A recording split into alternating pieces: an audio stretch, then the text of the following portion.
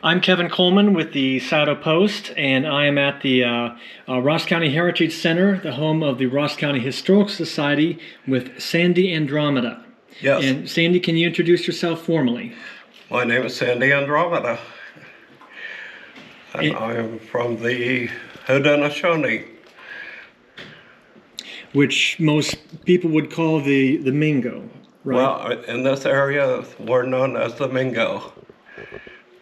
And from your perspective, a lot of the modern terms are incorrect in interpretations of... Oh, yeah. Well, they were incorrect to start with, and they knew that. These were names that people made up. So they were actually interpreted from I don't know where, but they were made up as temporary names that have now become permanent, and the people think that there are Hopewells and Adinas and all those, and none of those existed. They are all one nation, and they were known as the Oligoway Nation. Okay. And you are a representative, or you hold the... Yes, I'm a wampum keeper. Okay. And that's being not only a physical thing as wampum, but the stories and the history of our nations. So you help to preserve the story, the history of the nation? Yes. And is that the wampum that you're wearing there, or a symbol of it? Wampum is a way of writing things. It's not something from around here. It's how the words were written originally. Written in beads, strung on... In the Haudenosaunee. Now, wampum is usually thought of as like money or a contract, a negotiation, but it's more than that. Actually, it's none of those, but those are the white terms for wampum. From what I understand, in the early days of the settlers in New England, they had no money, and so they used our wampum as money, and it somehow has stuck to the money, but it had nothing to do with money to start with. So another distortion by the white man. Yes. Next to you, we have what is usually referred to as the Adena man, a pipe discovered here in Ross County. How would you describe him? What is his name? Do you know? Well, I would call him the Oligoway man, and he is a pipe. Just a carving of a person in the shape of a pipe. He was maybe a chief or something originally. Okay. So, what are some of the stories that you know and you keep for the Haudenosaunee? Well, we were the original people in Ohio. Ohio is an Haudenosaunee word, in fact.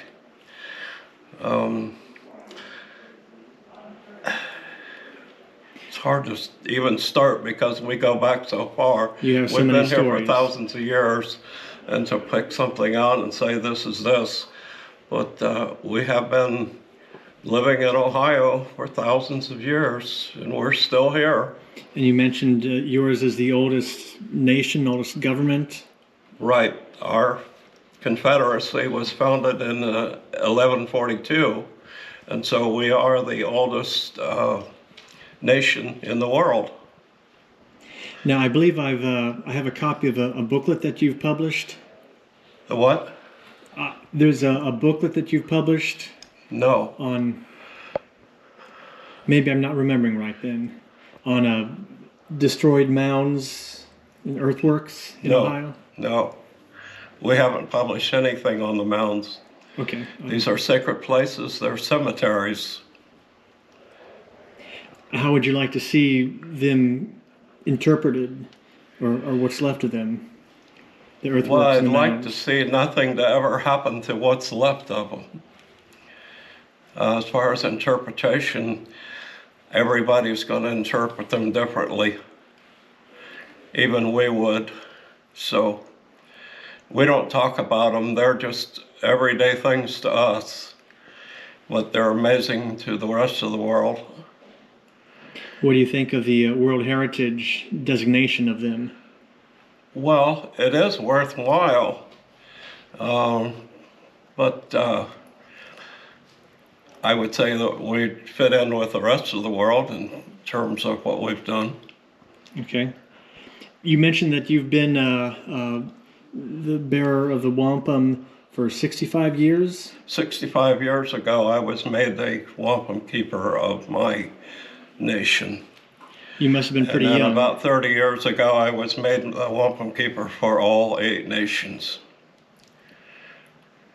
You must have been pretty young when they first bestowed that upon you. I was surprised. Of course, I was only 12 years old when I was first made a wampum keeper, and it really didn't mean much to me. Being a kid, you just go with it. They thought you would grow into it? As you get older, as anyone gets older, we start looking at the past more and more.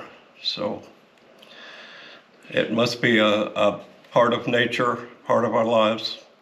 So why did they choose you at that early age? Or was that tradition to choose someone young? Yes. Why did they choose you? I don't know. I think